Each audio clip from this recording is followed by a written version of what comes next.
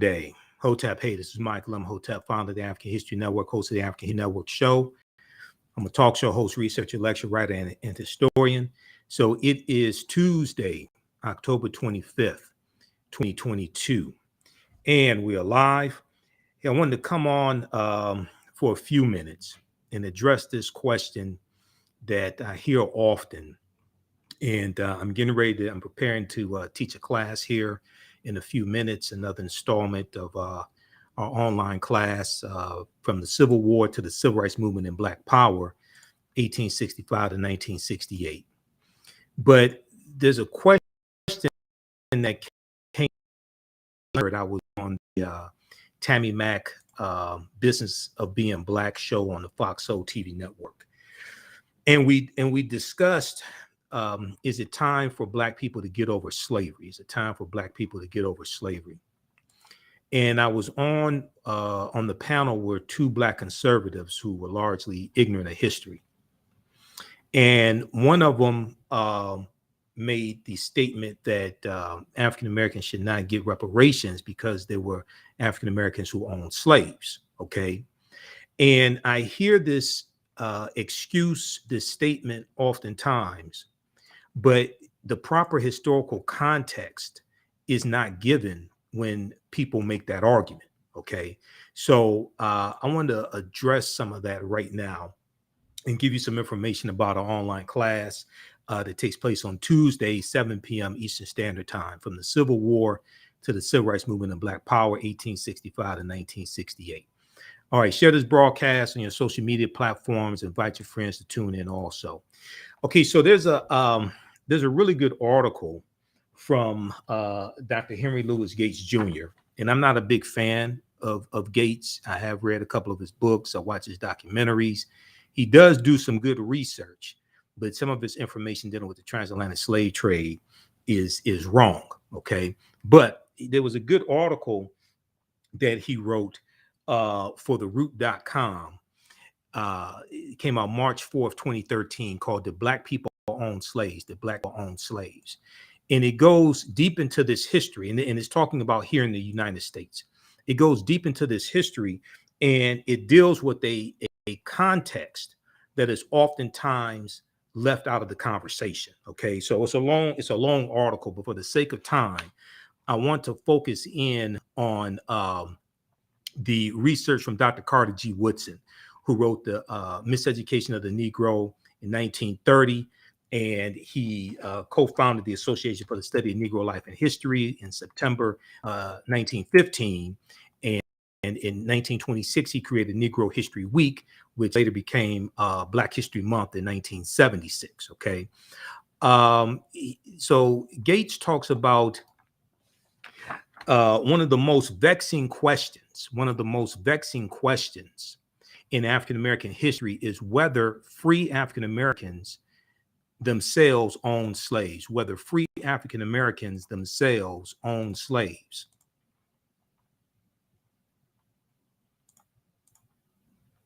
And let's see, hold on, just let me close out some of these tabs here. Okay.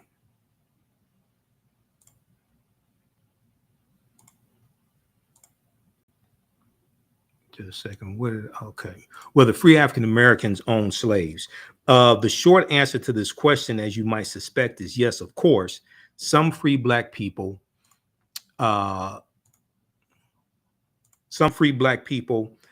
in this country bought and sold other African Americans, and did so at least since 1654, continuing to do so right through the Civil War.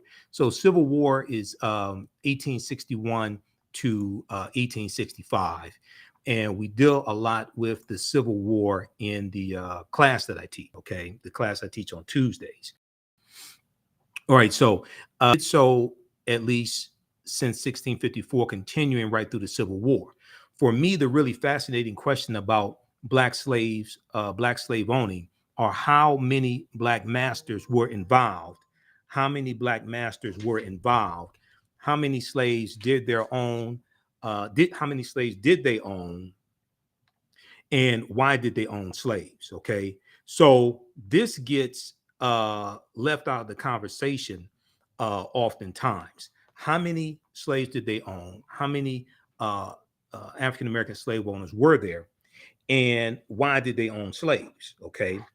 So if we look at he looks at the research from Dr. Carter G. Woodson, and Woodson focused in on the 1830 census. All right.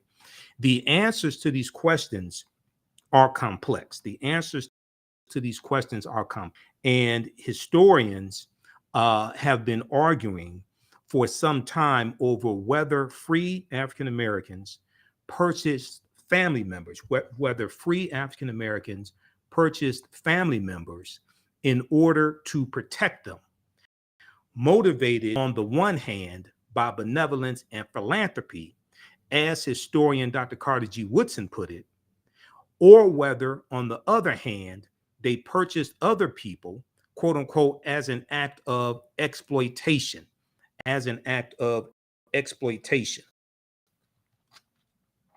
merely to exploit their free labor for profit, just as white slave owners did. The evidence, the evidence shows that unfortunately both things are true. The evidence shows that unfortunately both things are true. The great African American historian John Hope Franklin, who was born in Tulsa and grew up in Tulsa, Oklahoma, he states this clearly: the majority of Negro owners of slaves had some personal interest in their property. The majority of Negro owners of slaves had some personal interest in their property.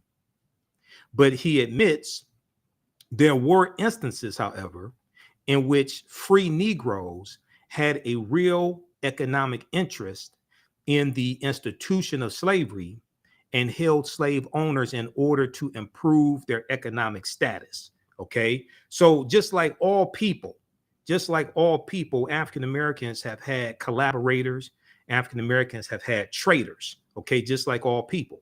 But other races of people, other ethnic groups of people, etc., don't get blamed for their own Holocaust. Other groups of people don't get blamed for their own Holocaust. We know there were Jewish collaborators with the Germans. We know there were Native Americans that sought out other Native Americans. All groups of people have had their traitors, okay? But they don't get blamed for their own Holocaust. John Hope Franklin goes on to say, there were instances, however, in which free Negroes had a real economic interest in the institution of slavery and held slaves in order to improve their economic status. Okay, now, in a fascinating essay reviewing this controversy, R. Halliburton shows that free Black people own slaves. Free Black people have owned slaves, quote, in each of the 13 original states, and later in every state that countenanced slavery, every state that has slavery, at least since Anthony Johnson and his wife Mary went to court in Virginia in 1654 to obtain the services of their indentured servant, a Black man named John Castor, and they went to court to have him as an indentured servant or slave for life. Okay, and they won their case. Now, and for a time, free Black people could even own the services of white indentured servants in Virginia as well. Now, if you read chapter 2 of Before the Mayflower by Lerone Bennett Jr., and this is my beat up copy of the 6th edition of Before the Mayflower by Lerone Bennett Jr. And this is one of the books we use in the online class I teach on Tuesdays, from the Civil War to the Civil Rights Movement and Black Power, 1865 to 1968. But Lerone Bennett Jr. deals with this history, and he deals with instances of people of African descent coming from England to the U.S., because these were British colonies, English colonies, and entering into indentured servitude for about 5 to 7 years, and then being released from indentured servitude, going on to acquire land and going on to acquire white indentured servants and African slaves, or at a period of time before you start having slave codes in or codified slave laws in the 13 colonies, because the first colony to have codified slave laws was Massachusetts in 1641. They come to Connecticut in 1650, and they come to Virginia about 1661.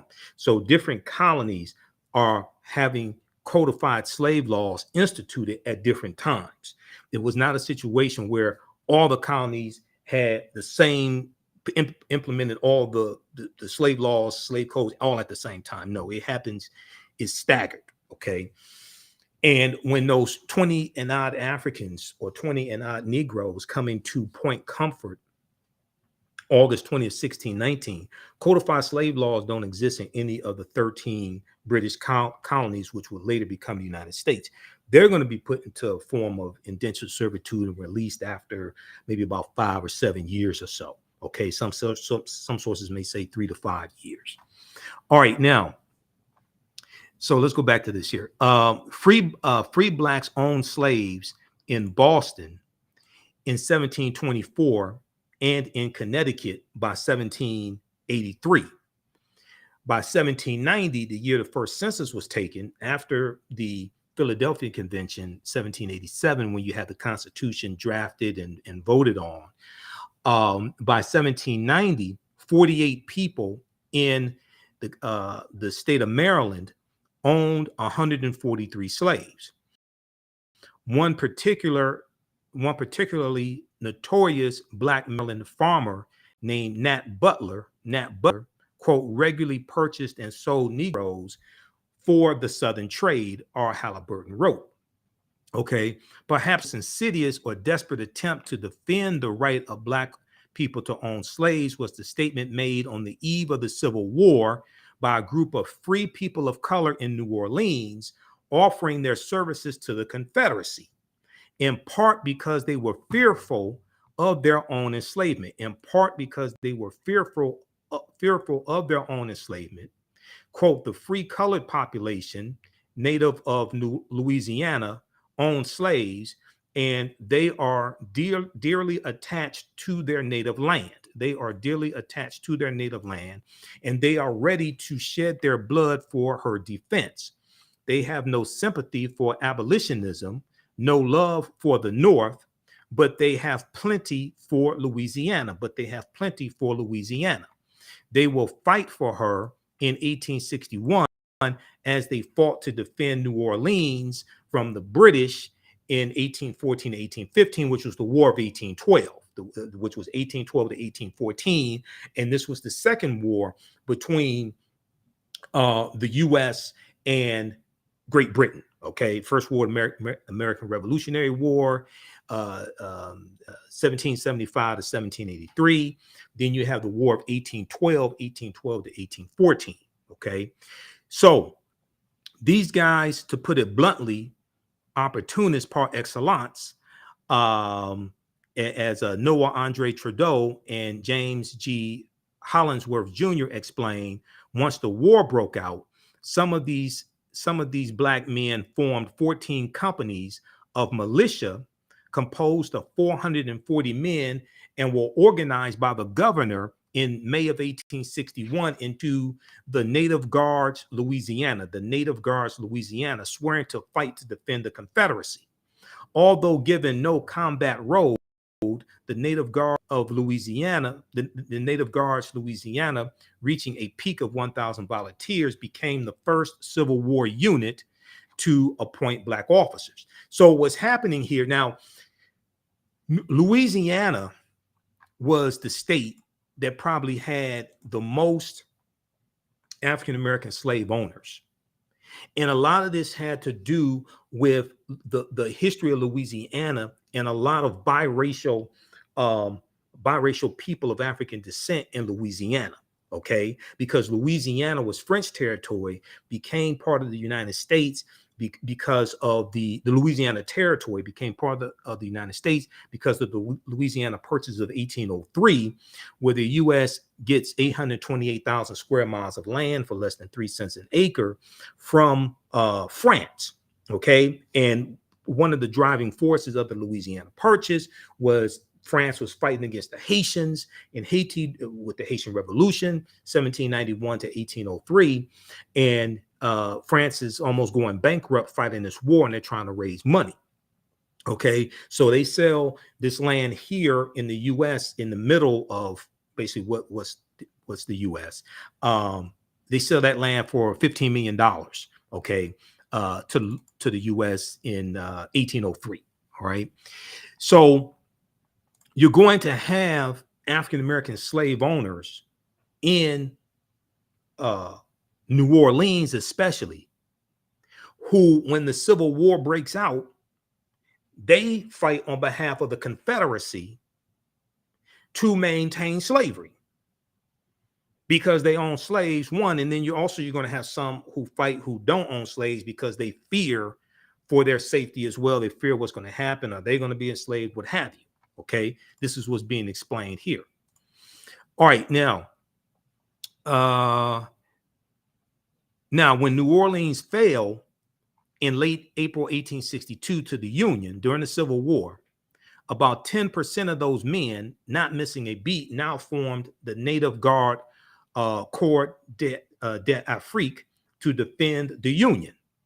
J.A. Rogers, Joel Augustus Rogers, noted this phenomenon in his 100 Amazing Facts About the Negro. Quote, the Negro slaveholders, like the white ones, fought to keep their chattels in the Civil War.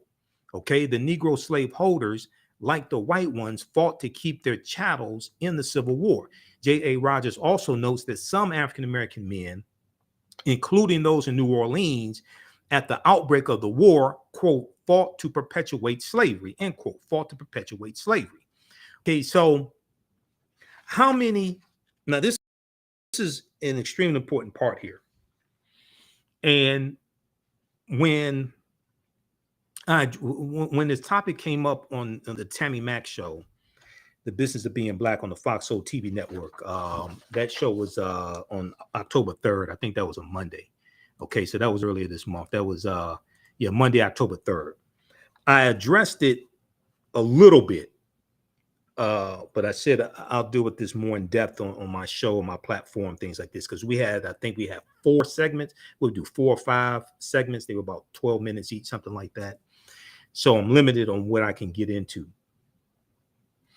So what were the actual numbers of Black slave owners and their slaves tells us, okay? In 1830, the year most carefully studied by Dr. Carl G. Woodson, about 13.7%, or 319,599 of the African American population in this country was free. So there was 319,599 free African Americans in 1830. Okay, this is based upon the 1830 census. Of these free African Americans, 319,000 of them, 3,776 free Negroes owned 12,907 African slaves. Okay, so you're looking at 1%, basically 1% of the free African Americans owning slaves in 1830. Okay, because 10% would be 31,000. So you're looking at right around 1% of, or a little more than 1%, maybe about 1.5% of free African Americans own slaves. All right, and they own 12,907 slaves out of a total of 2 million slaves owned in the country. So we roughly own like 6% of the slaves in the country.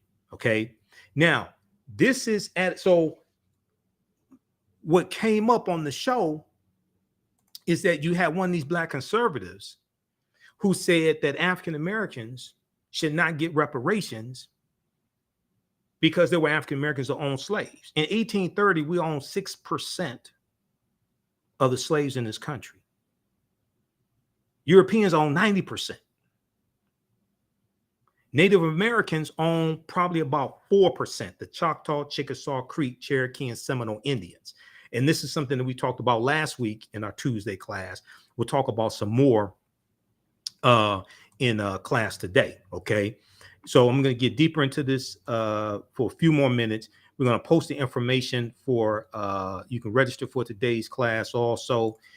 From the Civil War to the Civil Rights Movement and Black Power, 1865 to 1968. I teach this class on Tuesdays, normally 7 p.m. to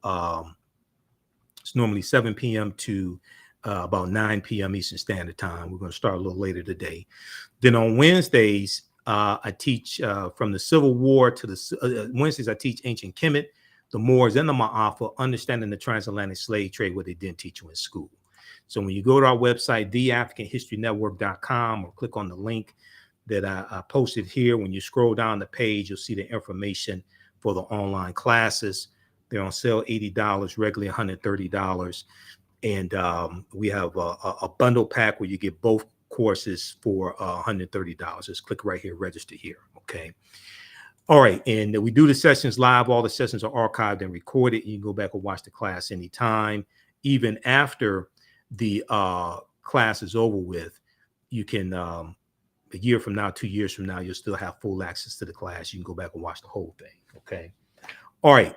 So you're looking at, about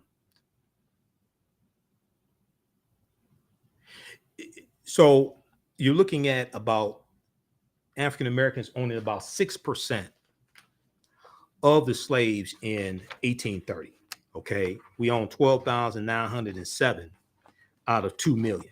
All right, now what gets left out of the conversation oftentimes is who owned the textile mills. Okay, like the textile mills in New York and Rhode Island and New England that took the cotton that was produced in the South and turned that into products. Okay, who owned the shipbuilding companies that made the slave ships? Who owned the insurance companies that took out the insurance policies on the not just the slave ships to insure the Africans that they captured, but or purchased, but also they were taking out insurance policies on enslaved Africans on the plantations as well. Okay, who owned the when you look at the auctioneers and the slave auctions, okay, where they sold African people, who owned that? Who owned the newspapers that took out ads advertising wet nurses, advertising Africans for sale?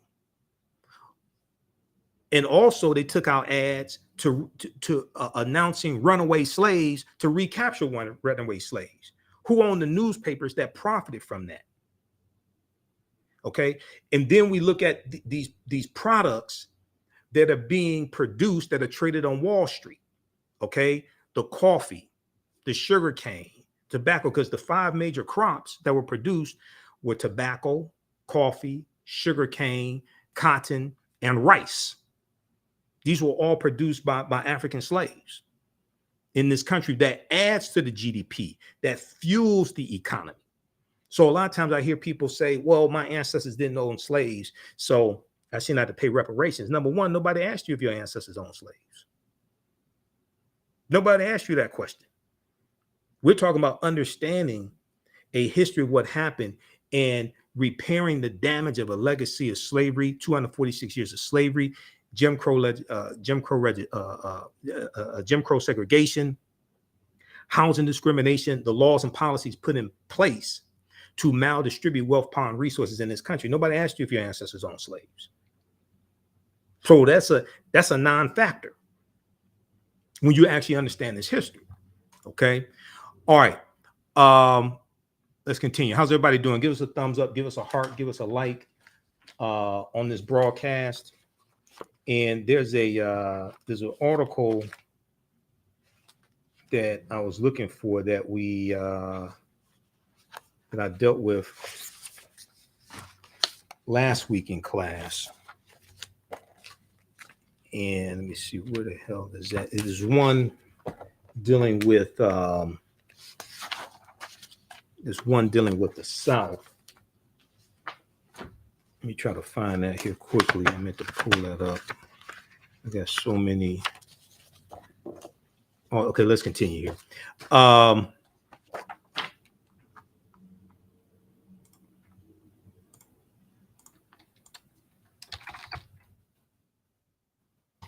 So let me try to find that.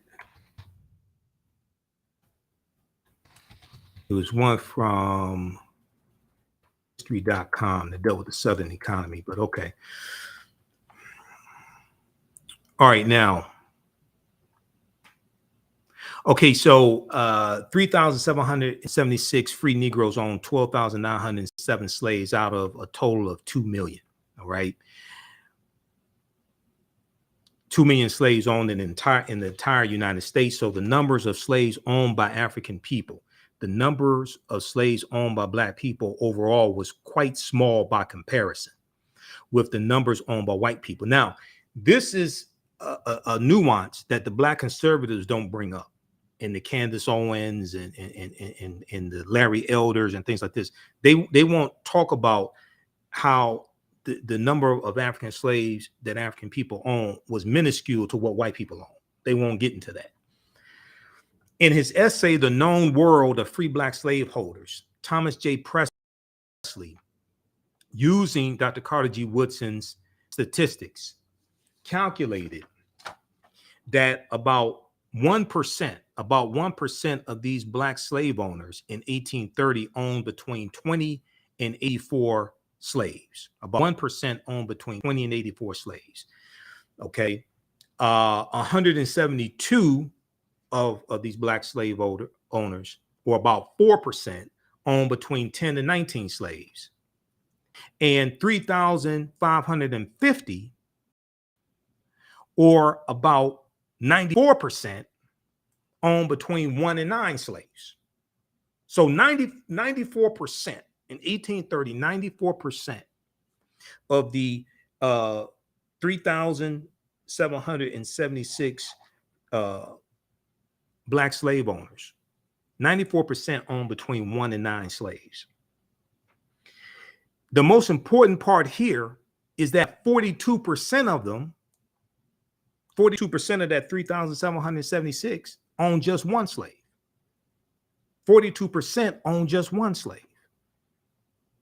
So then if you really understand history and the history of slavery in this country, you know that you had African Americans who bought loved ones out of slavery, and they may have stayed in the South and bought loved ones out of slavery. This is a nuanced piece of history that doesn't get discussed a lot. Okay, so Thomas J. Presley also shows that the percentage of free Black slave owners as the total number of free Black heads of families was quite high in several states, namely 43% in South Carolina, 40% in Louisiana, 26% in Mississippi, 25% in Alabama, and 20% in Georgia. So why did free Black people own these slaves? So why did free Black people own these slaves? It is reasonable to assume that the 42% of free Black slave owners who owned just one slave probably owned a family member. And when you study this history, you see why. Probably owned a family member to protect that person, as did many of the other Black slave owners who owned only slightly larger number of slaves. As Dr. Carter G. Woodson put it in 1924's Free Negro Owners of Slaves in the United States in 1830, quote, the census records show that the majority of the Negro owners of slaves were such from the point of view of philanthropy. Okay, the census records show that the majority of the Negro owners of slaves were such from the point of view of philanthropy. In many instances, the husband purchased the wife or vice versa. Slaves of Negroes were in some cases the children of a free father who had purchased his wife.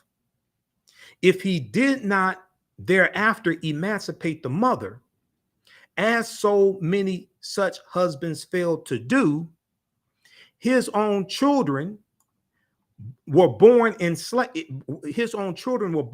slaves, and were thus reported to the numerators, reported to the census. So when we talk about reparations and you have white conservatives, and then the black conservatives parrot what the white conservatives tell them and feed them. And these are, when I was on the show, these are the same arguments from black conservatives that I heard 30 years ago. And they don't get into the history, and they lack nuance. They don't talk about the fact that 75% of the world's cotton supply in 1860 was produced by the southern states of this country. And the untold millionaires that the cotton industry created in the US. All that gets left out. They just say, oh, well, black people own slaves also, therefore African Americans should not get reparations. Come on. You have to do better than that. Don't come at me with no simple Simon ass nonsense like that. And you haven't done the research.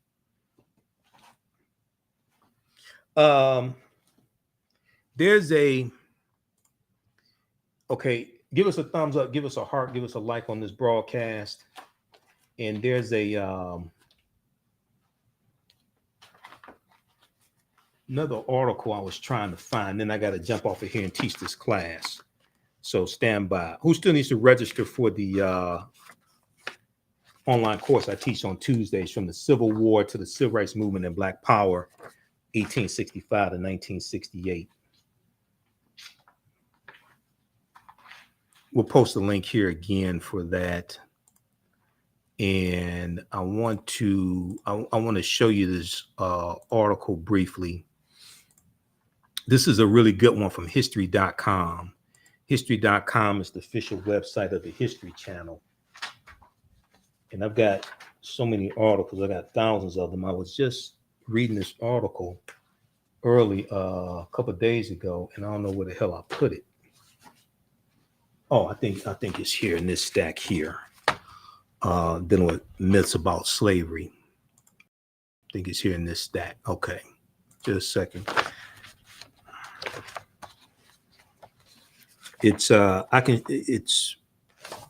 I'll show you two. Let me see. I'll show you one quickly here.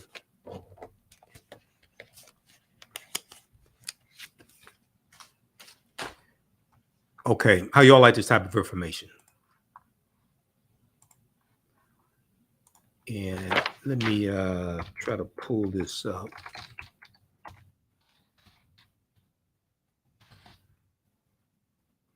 This is, okay, I'm going to show you two quick articles, then I have to get out of here. This is the main one I was looking for. And I printed it up. I was reading it. I don't know where it is.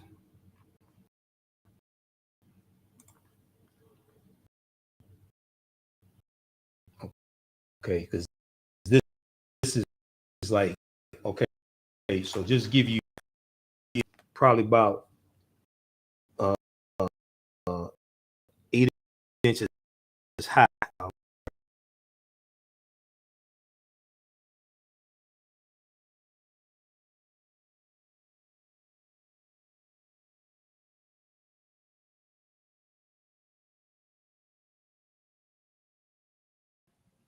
All right, we're back. See, I got 2 stacks of articles dealing with history and politics, current events, all that stuff next to me.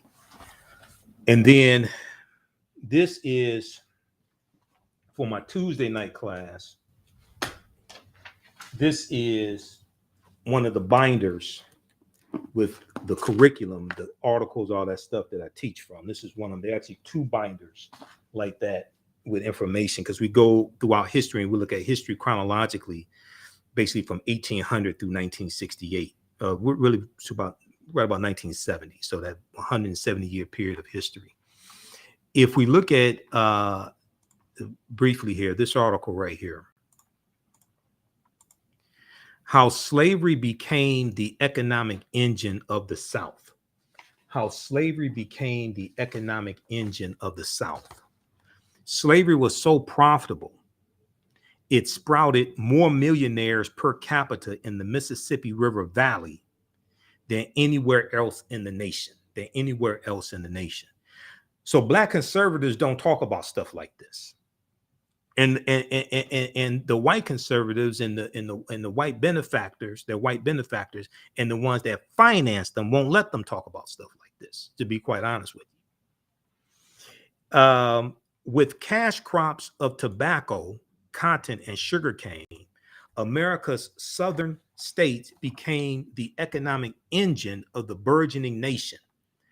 Their fuel of choice, human slavery. If the Confederacy had been a separate nation, it would have ranked as the 5th richest in the world at the start of the Civil War. The slave economy had been very good to American prosperity. By the start of the war, the South was producing 75% of the world's cotton and creating more millionaires per capita in the Mississippi River Valley than anywhere in the nation. Enslaved workers represented Southern planters' most significant investment and the bulk of their wealth. They had about $3 billion invested in these African slaves, okay? So you can't say something stupid like African Americans don't deserve reparations because they were African American slave owners when we owned 6% of the slaves in 1830. 94% of us owned 94% owned one slave, okay, or about one slave, and 40 and it was let me see, 94% each owned 1 to 9 slaves, and then 42% owned just one slave, and that was most likely a family member. You can't compare that to what Europeans owned and what they did in the untold wealth that they created. There's no comparison between those two. So we have to watch when you have these people out here trying to make these false equivalencies and are advocating against our best interests.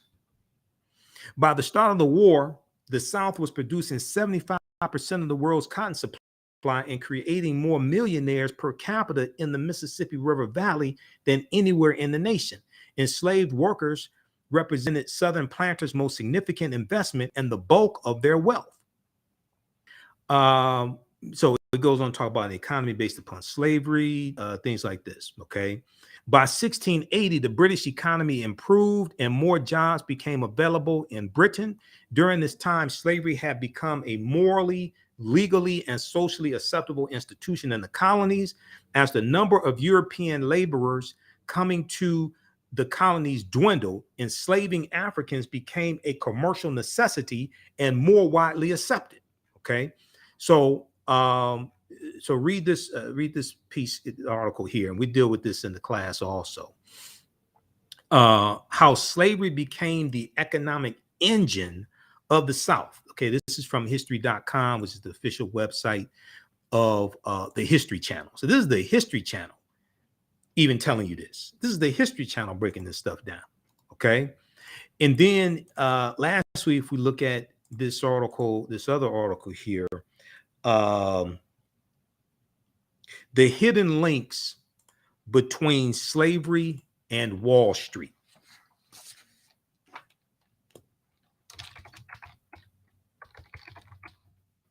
The hidden links between slavery and Wall Street. Now, this is from the BBC.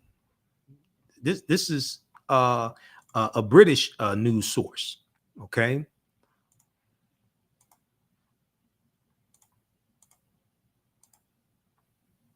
The hidden links between slavery and Wall Street. I just want to highlight a couple things here. This is from August 29th, 2019.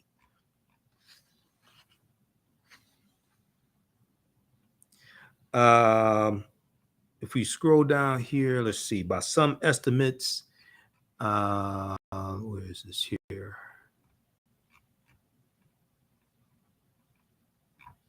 By some estimates, New York received 40% of the U.S. cotton. Right here. By some estimates, New York received 40% of U.S. cotton revenue through money its financial firms, shipping businesses, and insurance companies earned, because the North profited off of slavery in the South. Even after the North had pretty much abolished slavery, they still profited off of it. This is where the textile mills were. You had banks in the North that loaned money to slave owners in the South so they could buy more African slaves. They could buy more land. You had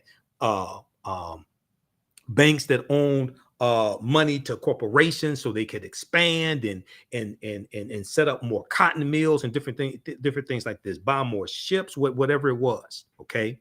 But scholars differ on just how direct a line can be drawn between slavery and modern economic practices in the U.S.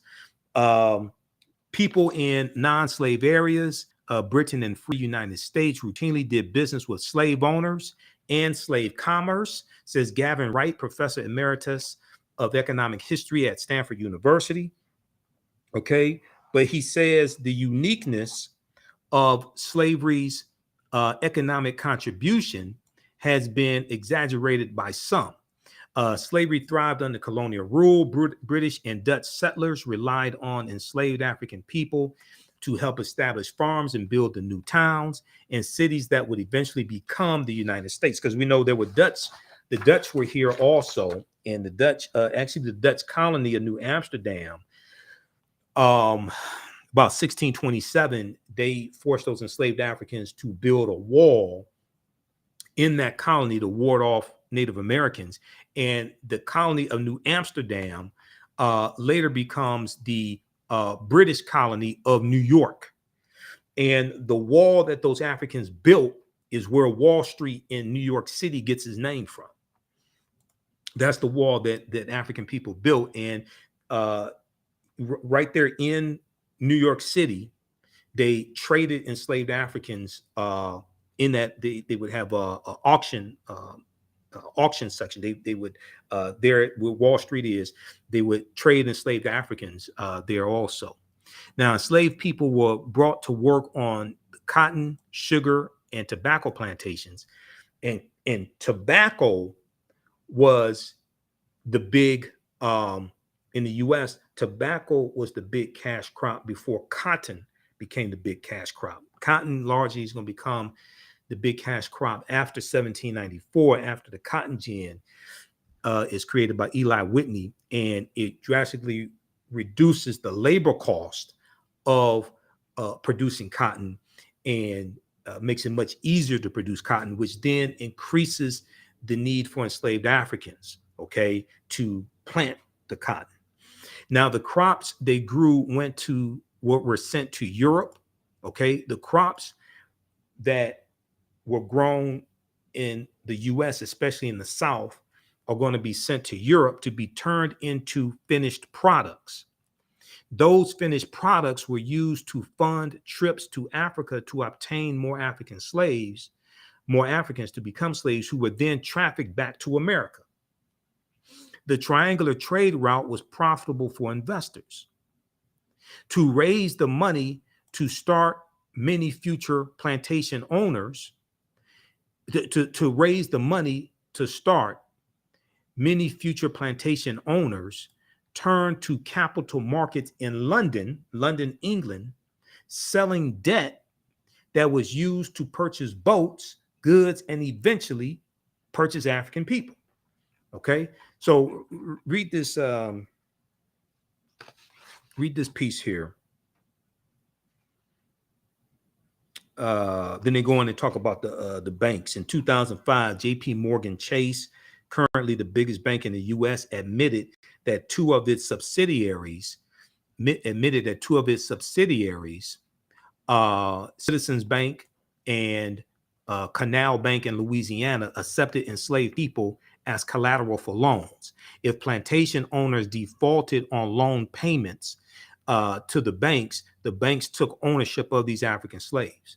J.P. Morgan Chase was not alone. The predecessors that made up Citibank, Bank of America, Wells Fargo are among a list of well-known U.S. financial firms that benefited from the slave trade. Okay, so read the rest of this article here, the hit between slavery and Wall Street. Okay, so you can't compare African Americans owning 6% of the slaves and 42% of the African slaves they own most likely were family members. You can't compare that to what Europeans did. That's ridiculous. Okay, then, okay, that was the second article. All right, that I wanted to share. Okay, give us a thumbs up, give us a heart, give us a like on this broadcast. How you all like this type of information? Let's just look at some of your comments here quickly. You can post your comments here also. And you can read, this is a class that I teach on Tuesdays, normally 7 p.m. to 9 p.m. Eastern Standard Time. I'm going to jump off and so I can start teaching this class at our online school. It's from the Civil War to the Civil Rights Movement and Black Power, 1865 to 1968. And we have the information on the homepage of our website, theafricanhistorynetwork.com, theafricanhistorynetwork.com. And the link I posted there is our history courses link. Okay, so Tuesdays, 7 p.m. to 9 p.m. Eastern Standard Time. We do the sessions live. All the sessions are archived and recorded. You can go back and watch it anytime. Click right here, register here. It takes you to the next page, and just click on enroll. Okay, classes on sale $80, regular $130. You can use this information with your children. I would say the information is PG-13. Okay, and let's see right here. I would say the information is PG-13. And it's very visual. We look at articles, video clips, book references. I have a PowerPoint presentation also. Click right here, enroll, and then just follow the steps. And as soon as you register, you can watch the previous classes also. Okay, so there's archived content for you to watch as well. And on the homepage of our website, if you click here where it shows the menu, if you're on a smartphone, it'll say menu. Click there. If not, you can click right here. If you're on a computer, click on history courses, and it takes you to the next page with the history courses here, the two classes that I teach. So on Wednesday, 7 p.m. to 9 p.m. 7 p.m. to 9 p.m. Eastern Standard Time is Ancient Kemet, the Moors, and the Ma'afa, Understanding the Transatlantic Slave Trade, what they didn't teach you in school. So we do that Wednesday, 7 p.m. to 9 p.m. Eastern Standard Time. You can register for that course also. And we have the classes in the bundle pack. So you can register for both classes for $130. That's over $300. That's about a $360 value because there's bonus content that you get as well. So you can click on right here, register here for the bundle pack. Okay, the bundle pack of courses also, and there's bonus content that you can start watching as well. Just scroll down, click on enroll, click on buy now, and you can register for the classes. And you can use this information with your children as well. Okay, all right. So hopefully you like this type of information. Hopefully you learned a lot also. And if you want to support the African History Network another way, $ the AHN show through Cash App, $ the AHN show through Cash App, also through PayPal, paypal.me/the AHN show. And we have the information right on the homepage of our website, also theafricanhistorynetwork.com. Okay, this helps us keep doing the research, stay on the air, keep broadcasting, pay some of the bills, etc. And we have the information. Let me see here.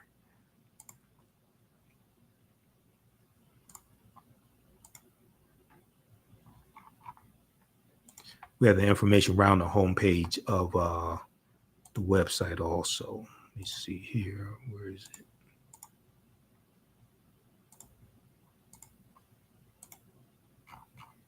Okay, yeah, scroll down. We have the information right here with the links, PayPal and Cash App. And this is our official Cash App account, $ the AHN show, SHOW. When you go to the, say, Michael, these other ones here, and there's like 5 of them that I've identified of fake African History Network Cash App accounts. I'm still trying to get them shut down. Okay, so I opened up an investigation with Cash App. I followed up with them last week. And I'm still trying to get these fake ones shut down because they've been stealing money from us. All right, look, we have to get out of here. Remember, at the African History Network, we focus on educating, empowering, and inspiring people of African descent throughout the diaspora and around the world, because right now it's correct wrong behavior. It's not over till we win. Wakanda forever. We'll talk to you next time, and we'll see, hopefully see you in our classes as well. Okay. All right. Talk to you next time. Peace.